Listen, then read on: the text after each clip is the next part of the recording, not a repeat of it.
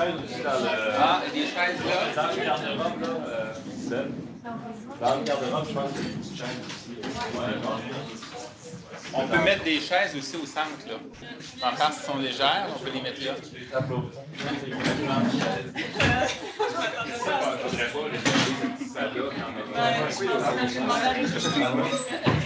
fait longtemps qu'il n'y a pas eu de sujet de pointe, hein? Le monde s'ennuyait de ça. Fred, ta rencontre, il y a une heure, toi, là? Hein? Devine quoi? C'est avec toi, ça? Oui. Es-tu là à une heure? On va aller dans la salle de la GDH.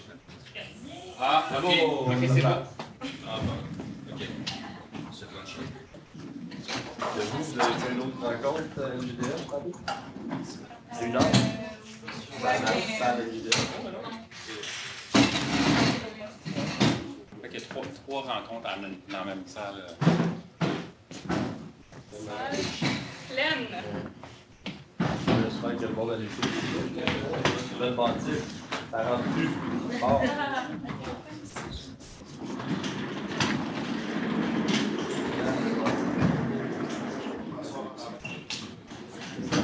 Pendant qu'on s'est fait des milliers de personnes, on en a un.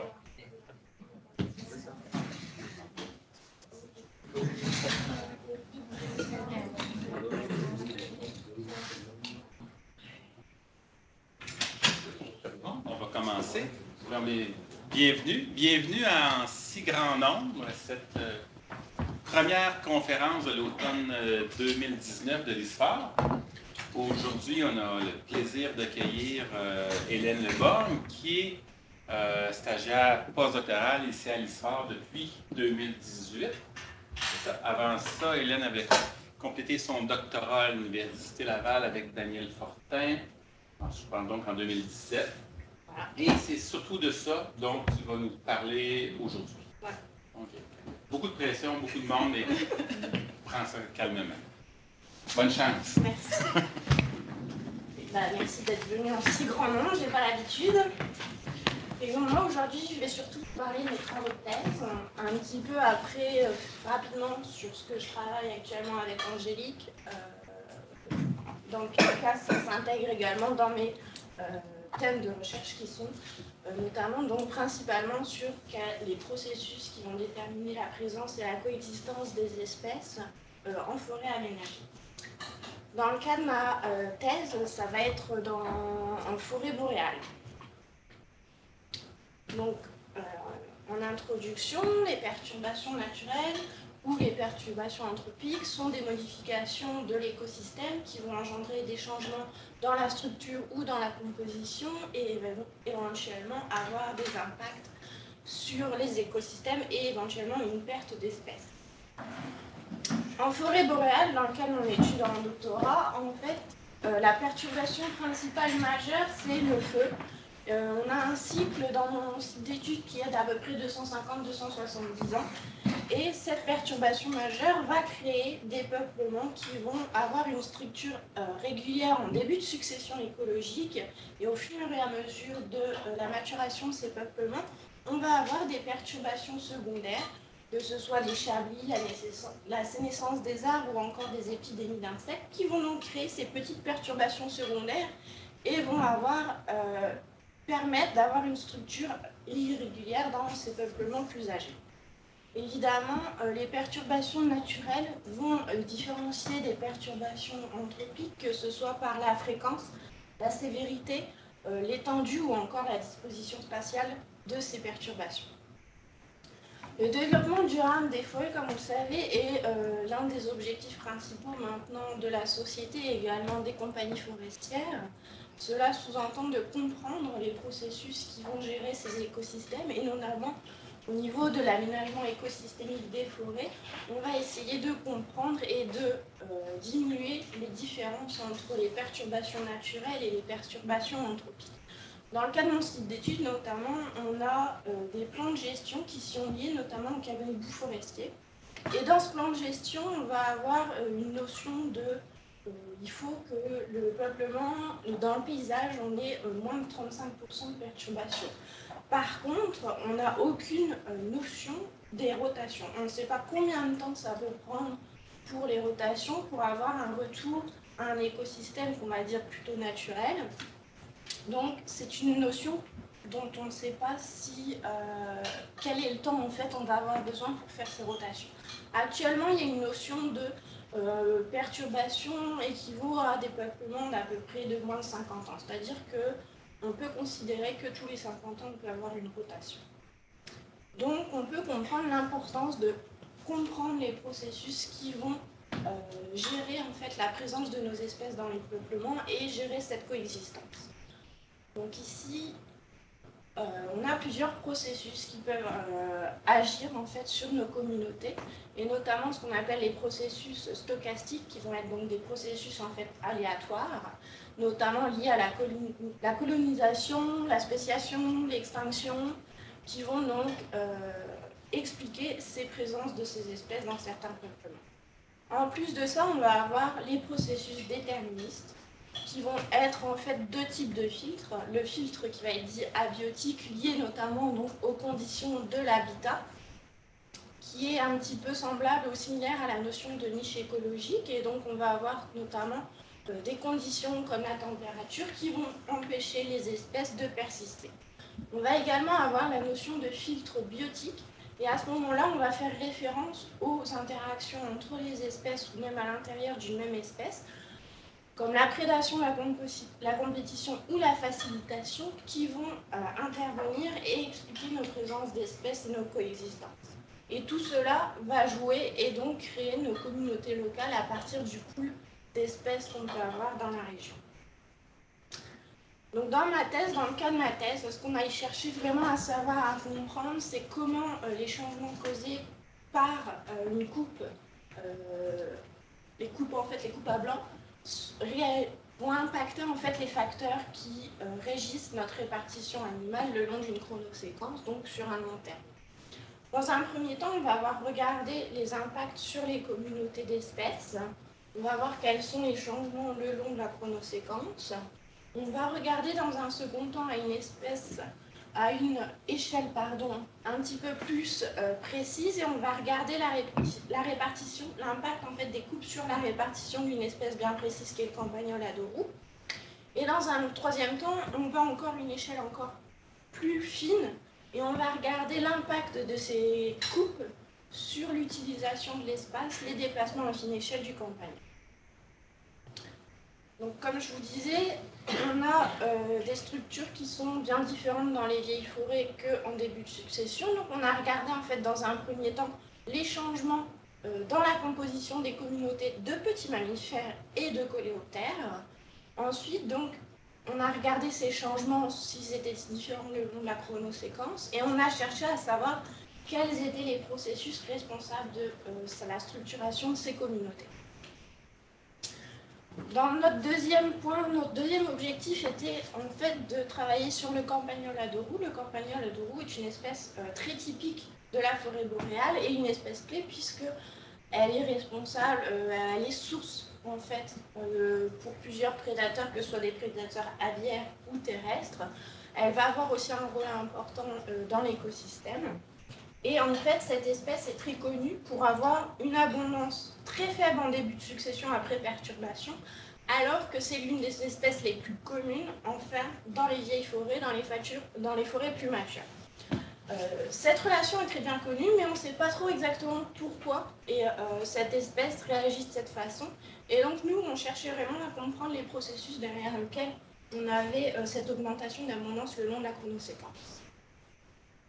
Et enfin, les espèces se déplacent et vont réagir aux changements, que ce soit dans leurs ressources ou dans le changement de disponibilité du couvert, et étudier en fait les déplacements à fine échelle vont pouvoir nous indiquer des éléments clés importants pour les espèces, mais également éventuellement nous donner des indices sur les processus responsables de ces déplacements. Donc on va regarder à ce moment-là des déplacements en début de succession, en milieu de succession et en fin de succession pour voir comment les espèces réagissent le long de cette chronoséquence. Donc toute mon étude a lieu sur la côte nord, donc au-dessus de Bécomo, et on a piégé des petits mammifères dans que ce soit en 2007 et en 2011 avec, comme on peut le voir ici, des pièges Sherman. On va avoir piégé également des coléoptères en 2011.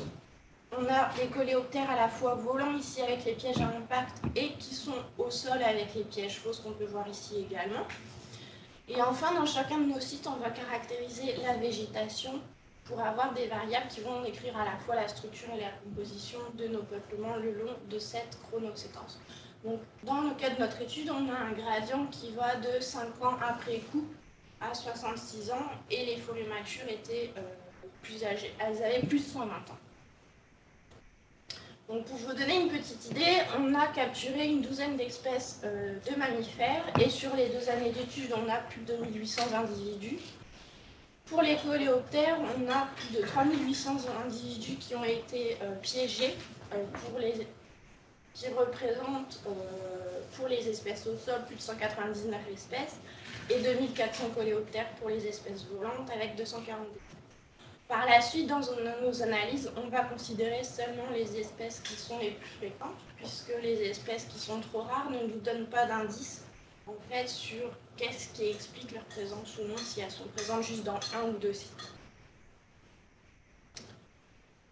Donc après l'identification de toutes nos espèces, on a fait nos comparaisons sur la composition de nos communautés le long de cette chronoséquence. On a divisé nos peuplements en 4 catégories d'âge, donc 4-20 ans, 20-30 ans, 31-50 et 51-70 ans.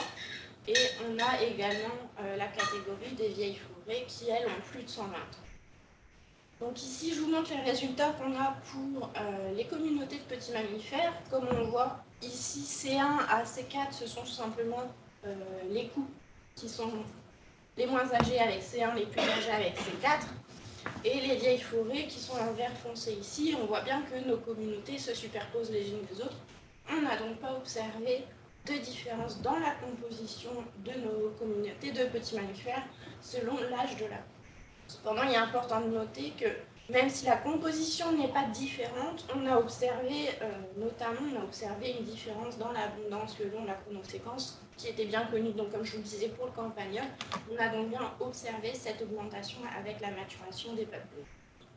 Donc, c'est important de savoir que malgré le fait que notre composition ne change pas, on a quand même un impact sur nos espèces avec les coupes le long de la chronoséquence. Pour les coléoptères donc, qui sont au sol, on voit ici nos communautés de vieilles forêts et nos communautés qui sont dans les coupes de 20 à 30 ans. Et on voit bien que la composition est différente dans l'une et dans l'autre, mais on n'a pas d'autres différences que ces deux-là. On a exactement le même résultat pour les coléoptères volants. On observe une différence dans la composition des vieilles forêts avec la composition des coupes de 20 à 30 ans.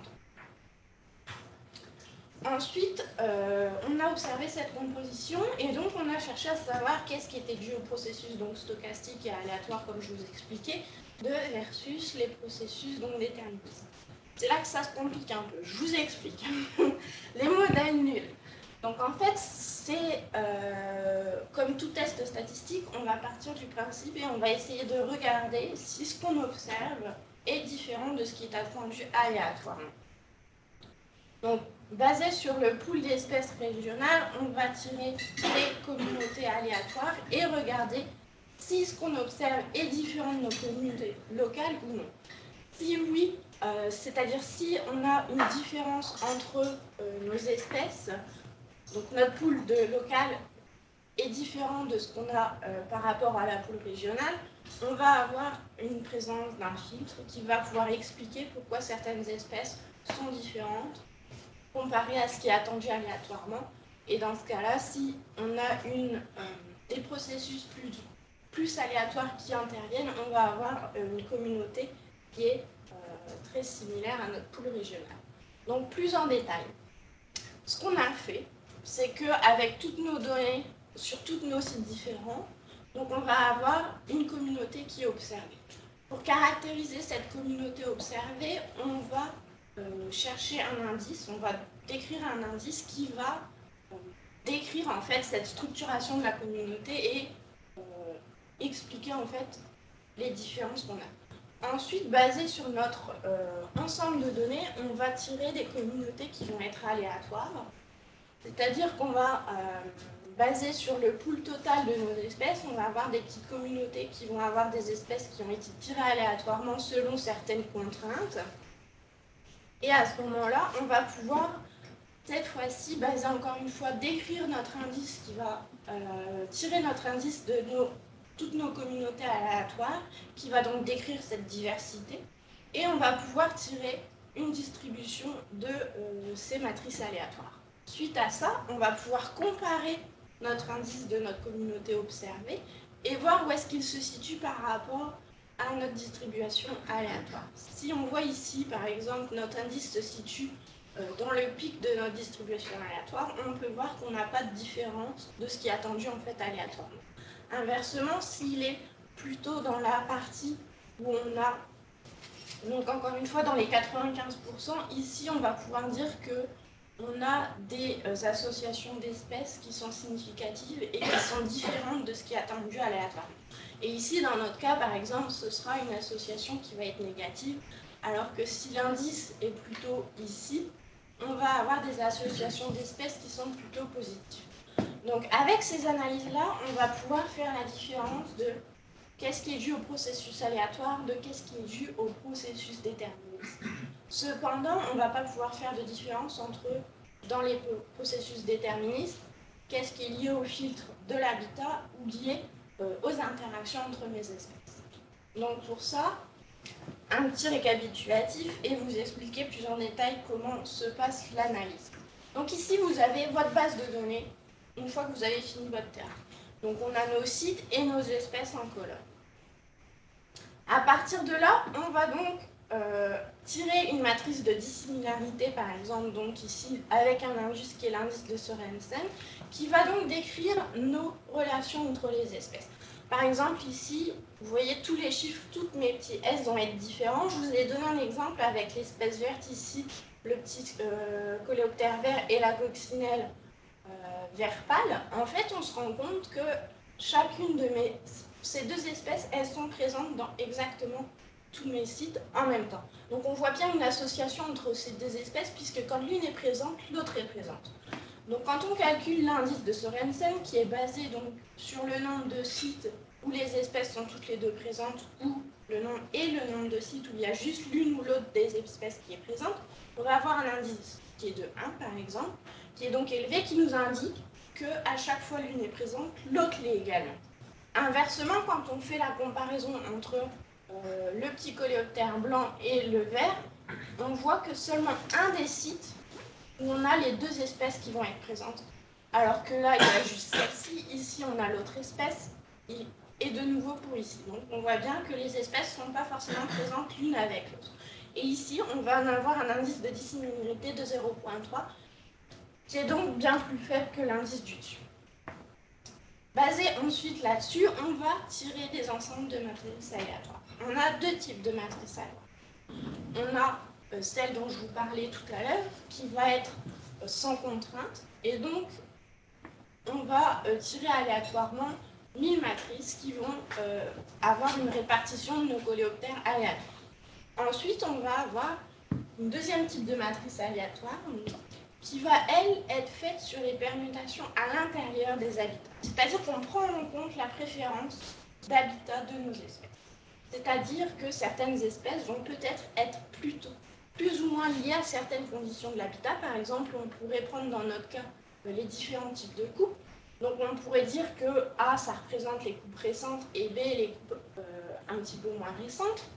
Et donc, tout simplement, en prenant en compte cet effet de préférence de l'habitat et en contraignant nos permutations aléatoires à l'intérieur de ces préférences, on va pouvoir prendre en compte et différencier en fait l'effet significatif donc, de nos processus déterministes qui sont liés aux interactions entre espèces ou au processus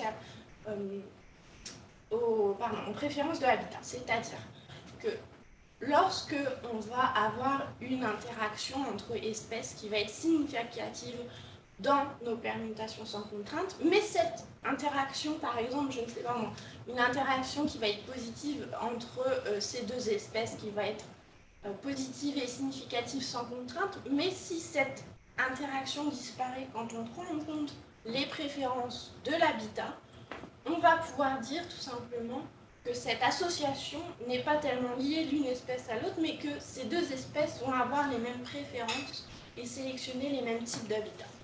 Inversement, si on a une association qui est significative dans nos permutations sans contrainte, et que même une fois qu'on prend en compte les différents types d'habitat, les préférences d'habitat, cette relation est toujours significative, à ce moment-là, on peut voir que même en prenant en compte l'habitat, la relation reste positive, et à ce moment-là, cette relation va être plutôt liée à des liens entre les espèces, donc à des processus plutôt des interactions entre les espèces. Et de même, on peut avoir des interactions qui vont être négatives, et si on se retrouve des interactions négatives qui sont liées plutôt aux interactions entre espèces, on peut lier tout cela à la prédation ou à la compétition. Donc dans nos résultats, ce qu'on a vu en fait pour les petits mammifères, les coléoptères, que ce soit au sol ou volant, on voit qu'on a 50% des processus, donc de nos coexistences entre espèces, de nos co-occurrences d'espèces, sont liés au processus stochastique. Donc on voit qu'on a quand même une très grande importance des processus aléatoires qui interviennent dans notre structuration des communautés. Une autre chose surprenante, c'est que actuellement, dans la littérature, beaucoup de papiers cherchent à expliquer la présence des espèces par des caractérisations de la végétation. Et donc, nous, ce qu'on a montré, c'est que oui, en effet, l'habitat peut avoir un impact dans les processus déterministes, mais l'impact est quand même très moindre et explique beaucoup moins nos co-occurrences d'espèces que nos interactions interspécifiques. Donc, dans le deuxième temps, on a cherché à comprendre les processus donc, expliquant l'abondance de nos campagnols. On s'est notamment intéressé à savoir est-ce qu'on avait une diminution de la prédation qui pouvait expliquer cette augmentation, ou est-ce que c'était dû à une diminution de la compétition entre les espèces. Donc encore une fois, un petit peu de théorie. Extension du théorème de la valeur marginale est en fait tout simplement un théorème sur l'alimentation optimale et qui va nous dire en fait que le taux d'exploitation, l'énergie liée à l'exploitation d'un patch alimentaire doit égaliser en fait les coûts liés à cette exploitation, et l'individu doit rester en fait dans sa parcelle d'alimentation jusqu'à ce que ces coûts égalisent les bénéfices et partent au moment où les coûts sont supérieurs aux bénéfices tirés de l'alimentation. Et donc, on a ce qu'on appelle les giving up densities, qui sont en français les densités à l'abandon, et qui vont être des outils en fait pour les gens qui travaillent sur ce genre de questions de recherche, qui vont pouvoir permettre notamment d'évaluer les coûts. Donc, comme je vous disais, donc, le taux d'exploitation, d'approvisionnement d'une parcelle alimentaire doit être égal au coût énergétique, ici le C, lié à cet approvisionnement, au coût de prédation et au coût d'opportunités manquées. En fait, les opportunités manquées sont considérées comme le coût lié aux activités qu'on ne fera pas pendant qu'on s'alimente. C'est-à-dire, par exemple, ça veut être que si tu t'alimentes, tu ne vas pas aller chercher de la nourriture ailleurs, ou tu ne vas pas aller chercher un partenaire sexuel dans le cas de nos individus. Ici, dans notre étude, on va considérer que les coûts d'opportunité manqués sont liés au coût de ne pas s'alimenter dans une autre parcelle. Donc, les GUDS ou densités à l'abandon vont représenter en fait la quantité de nourriture qui est restée sur place après que l'individu se soit alimenté. Donc, par exemple, on a une parcelle alimentaire qui va être considérée dans un milieu risqué.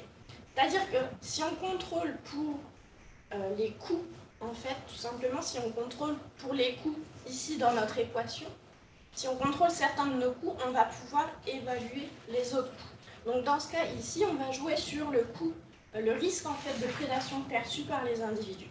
Ici, on a une mangeoire qui va être dans un habitat va considéré plus risqué, c'est-à-dire qu'il n'y a aucun couvert autour.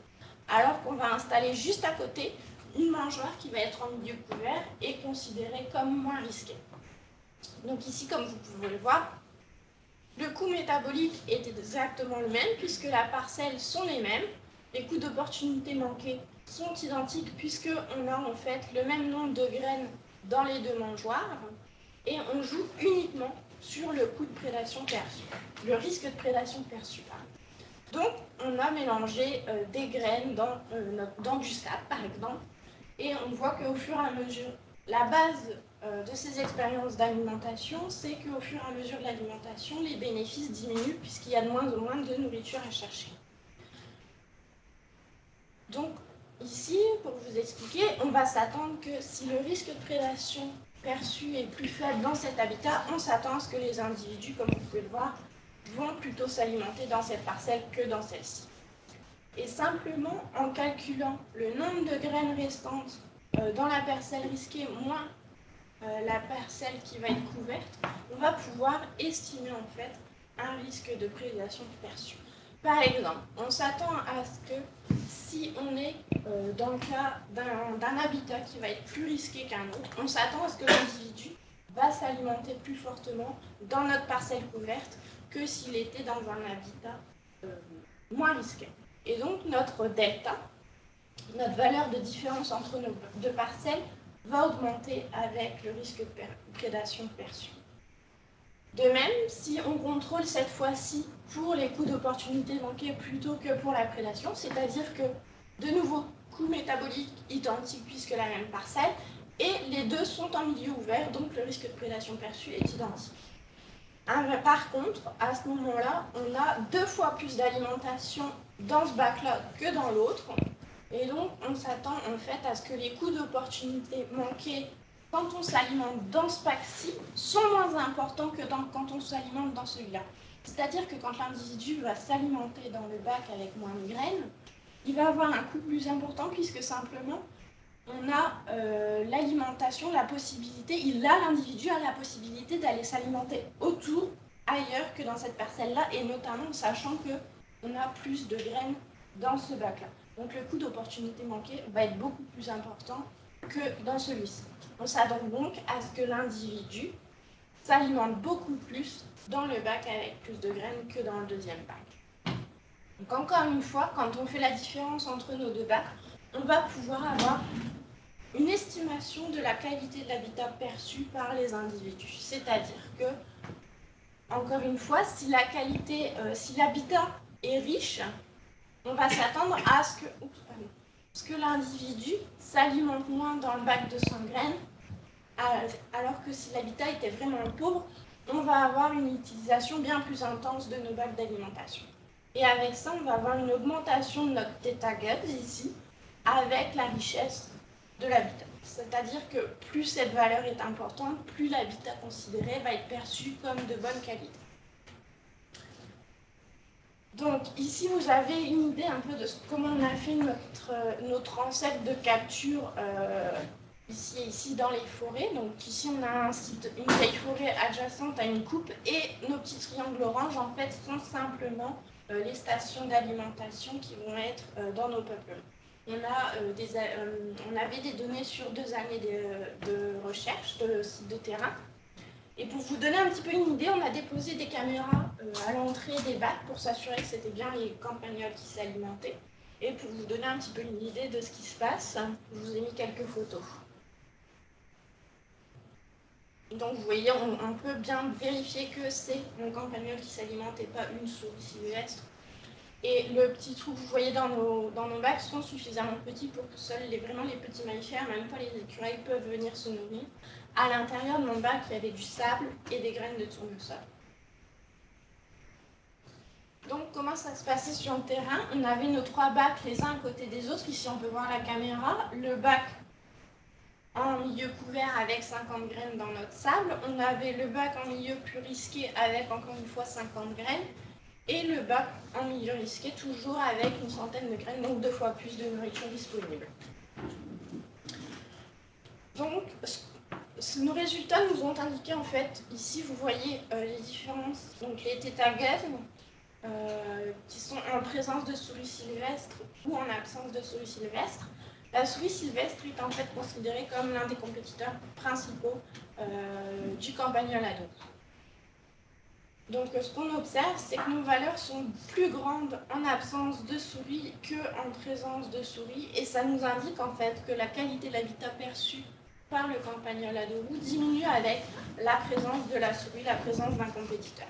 On n'a pas observé de différence le long de la chronoséquence par contre.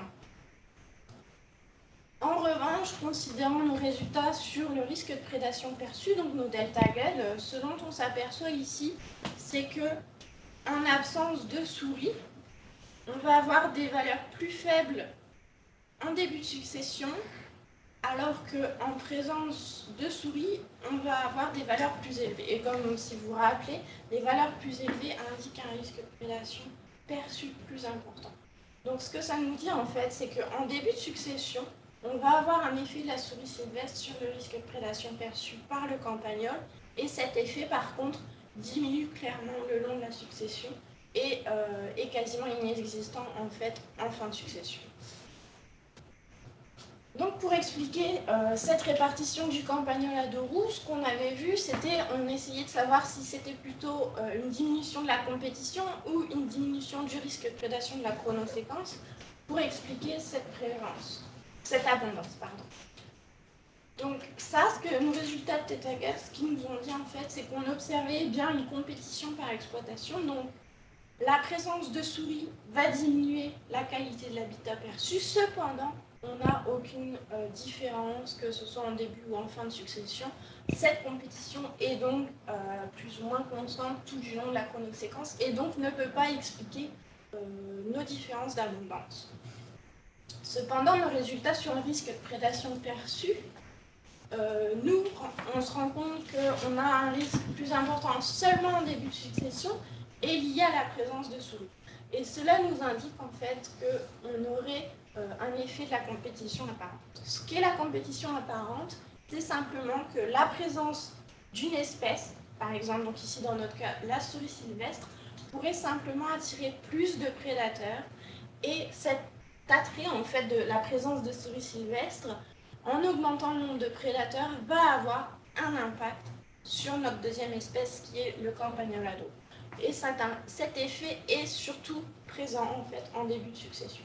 Ça peut s'expliquer notamment parce que la souris sylvestre est connue pour avoir une abondance plus importante et d'être plus efficace en début de succession dans les milieux perturbés, dans les milieux plus ouverts que le campagnol à dos.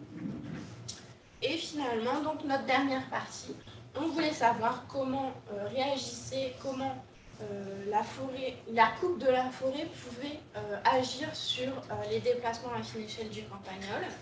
Donc on a regardé ça simplement, on a suivi des trajectoires en début de succession, en milieu de succession, c'est-à-dire vers 50 ans, et dans les forêts matures, on a regardé ces déplacements à fine échelle.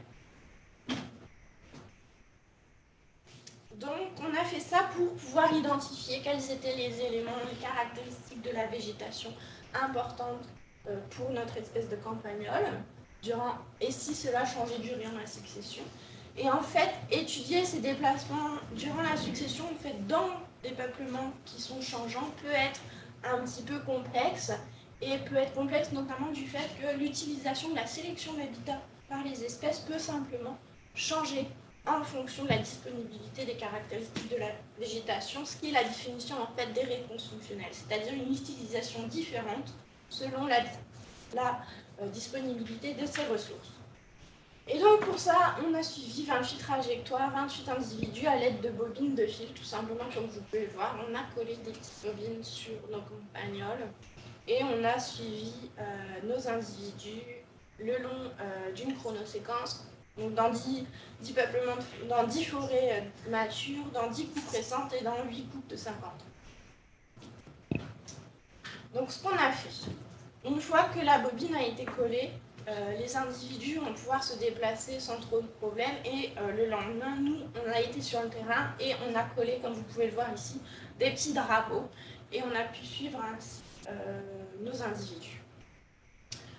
Donc ainsi, on trace notre trajectoire observée, et en fait, ce qu'on a fait, c'est que sur ce que j'appellerais par la suite probablement des pas, de plus d'1,50 m, on va caractériser la végétation qui a été clairement utilisée par les individus, et on va également tirer aléatoirement des pas de végétation qui vont être aléatoires donc, et qui vont indiquer ce qui était disponible mais que l'individu n'a pas utilisé. Ensuite, on a également, en fait, ce qu'on a fait, c'est qu'on a caractérisé, on a déposé des cercles ici, comme vous pouvez le voir. C'est un cercle qui va nous permettre de caractériser la végétation, mais vraiment dans certains types de conditions. C'est-à-dire que on a regardé, on a cherché à installer, notre cercle avait un diamètre constant, on a cherché à caractériser la végétation lorsqu'on avait des trajectoires très tortueuses, et inversement, quand on avait des trajectoires plutôt rectilignes. Et en fait, la longueur du fil nous indiquait, en fait, nous donnait un indice du temps passé par les individus à cet endroit. Donc on supposait que plus la trajectoire était tortueuse, plus l'individu passait de temps. Et donc on a cherché à caractériser où l'individu passait plus de temps. Et encore une fois, c'était différent durant la succession forestière. Donc avec ça, on a également en fait simplement caractérisé la végétation le long d'un buffer de nos trajectoires pour voir ce qui était disponible pour les individus. Donc on a utilisé des analyses de sélection de fonctions de pas, en fait, qui sont en fait de fonctions de sélection, pardon, qui sont en fait faites à partir des données ici jaunes et bleues, qui vont permettre de nous dire qu'est-ce qui a été plus utilisé que ce qui était disponible aléatoirement. Ok.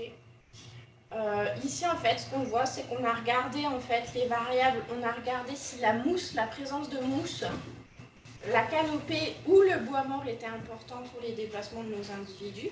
Et ici, en fait, on s'est rendu compte que les individus évitaient de se déplacer dans les endroits où il y avait beaucoup de mousse, alors que j'ai un petit peu de problème, mais c'est pas grave.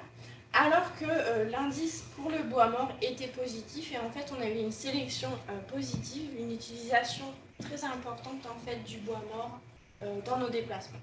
Ici, ce que je vous montre en fait, c'est un tout petit fil comme vous pouvez le voir ici, qui passe sous un bois mort. Et en fait, on a calculé la proportion du bois mort utilisé le long de notre trajectoire de notre pas de végétation en fait utilisé par les individus, et on se rend compte que les individus vont vraiment fortement se déplacer, que ce soit en dessous ou au-dessus, ils vont utiliser le bois mort et sur de grandes distances.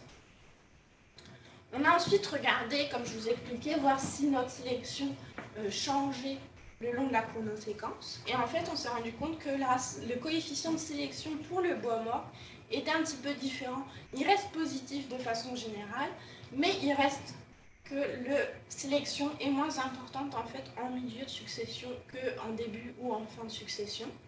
Donc on a cherché à savoir si cette différence le long de la succession ne pouvait pas tout simplement s'expliquer par des réponses fonctionnelles, c'est-à-dire que est-ce que la variabilité de la disponibilité d'une autre source pouvait expliquer en fait cette différence de sélection. Et on s'est rendu compte que notre sélection pour le bois mort pouvait s'expliquer en fait par la disponibilité de la canopée dans nos différents peuplements. C'est-à-dire qu'ici on voit le coefficient de sélection pour le bois mort en fonction de la canopée disponible, et on se rend compte que pour des valeurs intermédiaires de canopée, on va avoir une sélection plus importante que pour des valeurs plus importantes de canopée, où là on va avoir une sélection moins importante pour le bois mort. Donc les individus, quand on a ce résultat-là, en milieu de succession, en fait, ça s'explique tout simplement par le fait qu'on a probablement une canopée disponible qui est importante, et donc l'individu a moins besoin de sélectionner le bois mort à ce moment-là. Ensuite, pour nos temps de résidence, ce qu'on a regardé, c'est un peu... Donc ici, vous avez en fait ce que j'ai appelé le risque de quitter un patch, mais ça pourrait être une parcelle circulaire, mais ça pourrait être tout simplement traduit par donc la tortuosité de nos trajectoires, à savoir dans les coupes récentes, en milieu de succession ou dans les vieilles forêts. Et en fait, ici, cette différence dans les coupes récentes, ce que ça nous dit, c'est que l'individu passait moins de temps, ou avait plus de chances à quitter, donc avait en fait simplement une trajectoire plus rectiligne, avec l'augmentation du bois mort. Donc l'individu, en coupe récente, passait moins de temps, avait une trajectoire plus rectiligne, avec l'augmentation du bois mort, plutôt qu'en milieu de succession ou dans les vieilles forêts. Encore une fois, on a également un résultat significatif pour la canopée. C'est-à-dire que cette fois-ci, le résultat différent est en milieu de succession. On va se rendre compte que l'individu passe plus de temps ou va avoir une trajectoire donc plus tortueuse avec l'augmentation de la canopée en milieu de succession par rapport alors que c'est l'inverse dans les coupes récentes et dans les vieilles fleurs. Donc encore une fois, on a cherché à savoir si ces différences le long de la succession pouvaient s'expliquer par les réponses fonctionnelles. Et en effet, ici vous voyez le risque de quitter cette parcelle en fonction de la canopée disponible, du pourcentage de canopée. Et ici, en fait, vous avez les données moyennes de canopée disponibles dans les coupes récentes, dans les milieux de succession ou dans les vieilles forêts. Et ce qu'on voit, en fait, c'est que quand la canopée est moins disponible, le risque est plus important de quitter une parcelle, même si on voit que la tendance est identique. On a donc vraiment une diminution de ce risque de quitter la parcelle qui diminue avec la canopée. Cependant, quand on est dans des peuplements où de façon générale la canopée est moins disponible, ce risque reste plus important que quand la canopée disponible est plus importante. Donc, on a vu dans cette partie-là, on voit que les individus vont modifier leur utilisation de l'habitat le long de la succession. Et on a des résultats qui peuvent être très perplexes, très complexes, puisqu'on a des différences des fois dans les coupes récentes ou dans les milieux de succession. Mais ces résultats complexes peuvent tout simplement être expliqués, ou au moins en grande partie être expliqués, par de simples réponses fonctionnelles, c'est-à-dire que la disponibilité générale de certaines caractéristiques vont pouvoir expliquer en fait ces différences. Et tous ces résultats, l'utilisation forte du bois mort suggère en fait simplement une importance de la prédation dans l'utilisation à fine échelle de l'habitat, c'est-à-dire que quand les individus vont sélectionner le bois mort, il est supposé dans plusieurs espèces, l'utilisation du bois mort lors des déplacements est supposée en fait d'être beaucoup plus efficace, donc plus rapide, qui produit moins de bruit et donc a moins d'attrait pour les prédateurs ou un risque moins important pour les individus. Et cette différence en fait de sélection de la succession pourrait être aussi due tout simplement donc, aux différences, à un changement dans les prédateurs le long de cette succession, puisque notamment en fait en début de succession dans les coupes récentes, comme je vous disais, le campagnol est une espèce clé, notamment pour les prédateurs terrestres tels que les martres et les pécans. Et en fait, en début de succession, il est connu que ces prédateurs terrestres évitent les peuplements assez perturbés, alors qu'on va avoir une augmentation de ce prédateur dans les milieux et fins de succession, et inversement, on s'attend à ce qu'en fait, on ait une prédation en début de succession qui soit plutôt liée aux prédateurs aviaires. Et ces changements dans les comportements des prédateurs peuvent expliquer en fait l'attrait pour certaines caractéristiques de la végétation du campagnol. Donc en résumé, ce qu'on peut tirer de ma thèse, on a vu des différences de composition le long des chronoséquences pour surtout principalement les coléoptères. Donc on voit que les réponses sont différentes selon les taxes à considérer, mais il ne faut pas oublier que même si on n'a pas de différence de composition, on a quand même un effet sur l'abondance des espèces. Donc cette réponse est différente, il est important de le savoir, et également principalement l'importance des processus aléatoires dans la structuration de nos communautés, qui vont avoir des implications sur la gestion forestière, puisque ça indique qu'on a une importance de la colonisation des processus aléatoires après coup. Donc, tout simplement, laisser des peuplements matures dans le paysage peuvent être importants. Et on a également un résultat très important, c'est l'importance des interactions entre espèces dans la structuration de nos communautés. Et cette importance, en fait, des relations interspécifiques, on l'a de nouveau vu dans notre deuxième partie, où on a la compétition apparente entre ces trois espèces, par exemple, qui vont expliquer en fait nos différences d'abondance le long de la chronoséquence. Et de nouveau, on va avoir nos résultats de déplacement qui vont laisser penser l'importance de la prédation dans la structuration de nos communautés, dans les processus qui vont expliquer la présence ou non de nos espèces et les abondances également des individus. Ensuite, juste pour vous expliquer rapidement ce que je fais en ce moment, je travaille donc, sur les communautés encore une fois, mais cette fois-ci dans un contexte de plantation. On va chercher à savoir les effets que les plantations vont avoir sur mes communautés. Ici, vous voyez mammifères et oiseaux. On va chercher à savoir quelle est l'importance, quels sont encore une fois les changements éventuellement dans ces communautés, dans les peuplements qui vont être plantés. Donc on va avoir des plantations plutôt jeunes qui vont avoir entre 1 et 3 ans, des plantations un peu plus âgées entre 6 et 10 ans. Et on va avoir aussi des peuplements matures et des peuplements qui vont être coupés de façon différente, qui vont être des peuplements de jardinage. Et donc ce qu'on va chercher à savoir, c'est selon le type de peuplement, est-ce qu'on a encore une fois des changements dans notre composition? Et si oui, quels sont les processus en fait qui vont pouvoir expliquer nos changements et qu'est-ce qui est responsable de la structuration de nos communautés. Et dans ce cas-ci, on va avoir regardé ici, on va regarder l'impact en fait du paysage environnant sur nos communautés, et on va également regarder si c'est plutôt les caractéristiques à l'échelle du peuplement et notamment la quantité d'attributs structurels et l'hétérogénéité structurelle qui peuvent expliquer nos variations possibles dans les communautés, dans ces peuplements de plantation. C'est pas mal ça.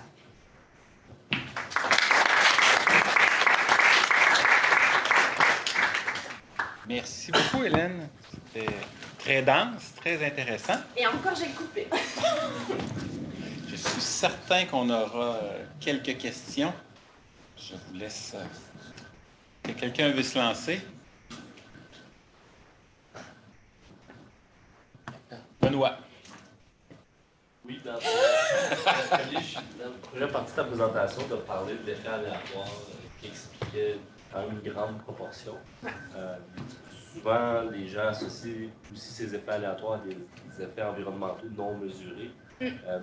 C'est quoi, tu penses, s'il y avait d'autres effets environnementaux que tu aurais pu mesurer, lesquels tu aurais pu Alors en fait, parce que là je ne l'ai pas expliqué, mais ce qu'on a utilisé, on a utilisé 5 indices différents pour les caractéristiques de l'habitat. On a utilisé bien sûr l'âge de la coupe. On a regardé les différences au niveau de l'hétérogénéité de la structure, c'est-à-dire on a calculé un indice qui représentait les diamètres en fait à hauteur de poitrine des différents arbres, les différentes classes qu'on avait disponibles. On a également regardé les différences de composition, le nombre d'espèces d'arbres et de buissons disponibles. On a regardé également au niveau de la composition l'essence principale en fait du peuplement. Et donc on a regardé quand même en tout plus de 5 caractéristiques. Donc c'est sûr que c'est plus que certains articles sortent. C'est sûr qu'on a pu passer à travers certaines données, mais je pense pas tant que ça, surtout que nos données de notre indice en fait d'âge va recouper différents types de liés à la végétation en fait. Donc c'est possible qu'on en ait loupé quelques-uns, mais je pense pas tant. Ça, c'était surtout lié à la végétation, de ce que je comprends. Il n'y avait pas de mesures physico-chimiques, la température. Non. Est-ce que, moi je ne connais pas en petit mammifère, est-ce que tu penses que ce type de mesure-là aurait pu expliquer? Ça va être relié à... Pas vraiment, non. C'est pas ce qui est vraiment fait dans les études de toute façon pour les petits mammifères. À la limite, peut-être ça pourrait être plus intéressant pour les coléoptères éventuellement, mais c'est pas vraiment ce qui est fait de façon générale non plus. J'ai pas vu en fait des choses sur ça, mais je crois pas. D'autres questions? Oui, Martin. Seulement sur la bobine de Chine. Ça a quand même une grosse influence ou pas sur le déplacement de campagne, parce qu'il est gros par rapport à ce qui doit passer sous les bords.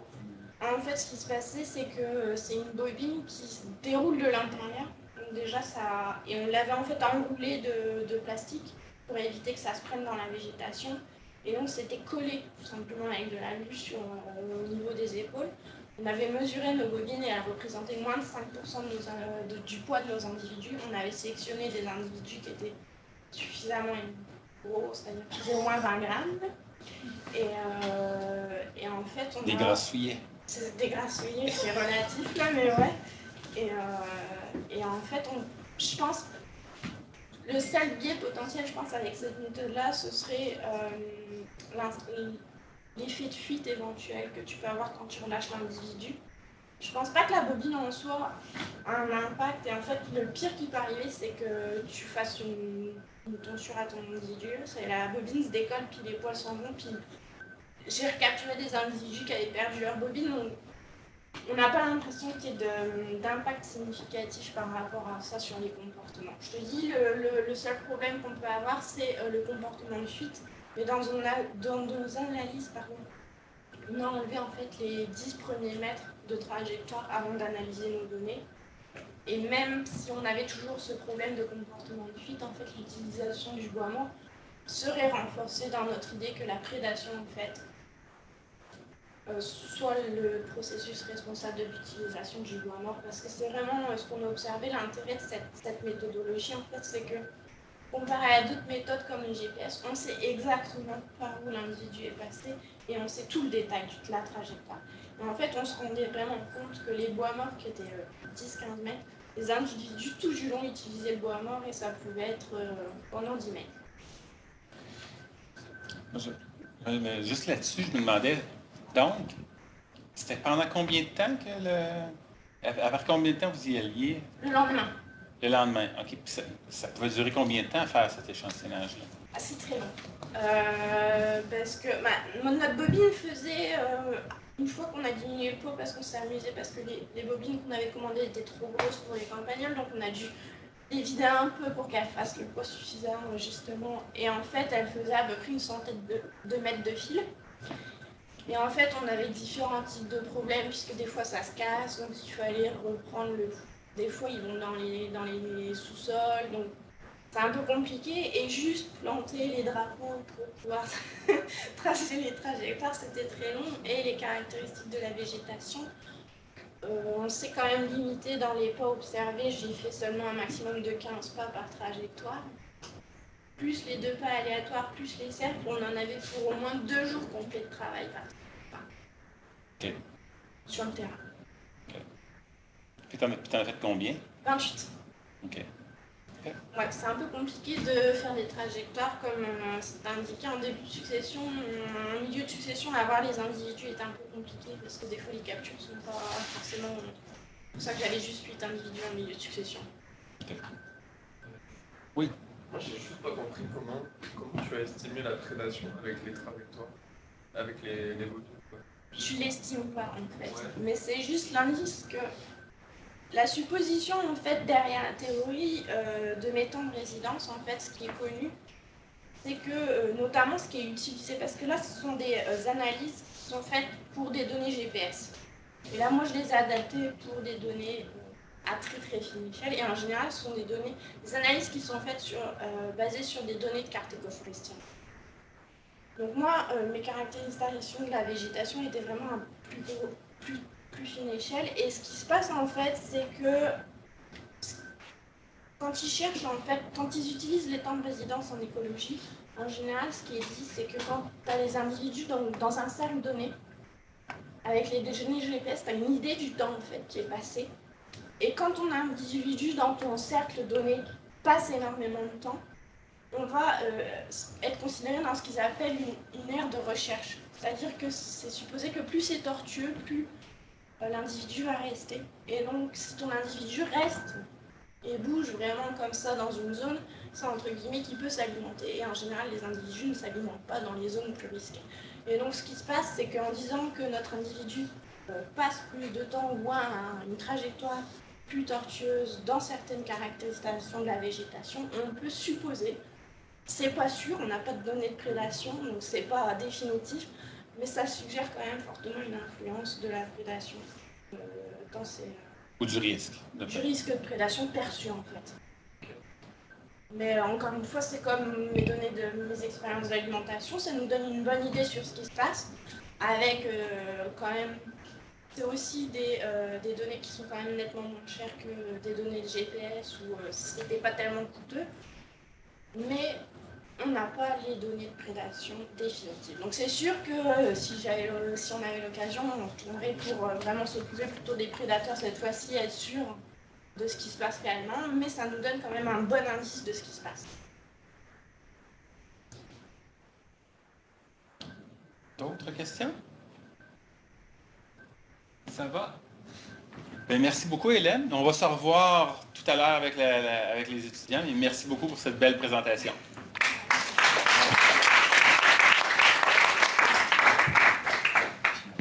On va aller... Audrey est partie chercher les